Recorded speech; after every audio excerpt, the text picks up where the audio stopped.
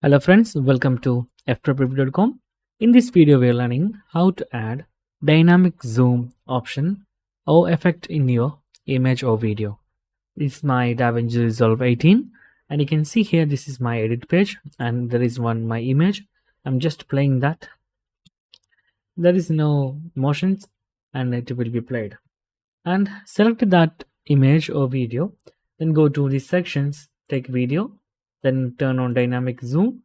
Then if you once again click the text, you can get those options like dynamic zoom ease. Okay, normally it is linear and just play it. Now just play it. You can see that it is like zoom into zoom out. Okay, and you can simply swap this and it will be played like this. Okay, zoom in.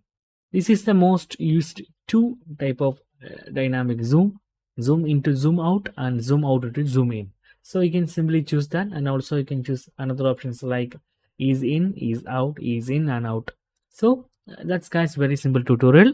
If you need any kind of Android or iPhone tutorial, just comment below. I will post my replies as videos so you can easily watch, understand it.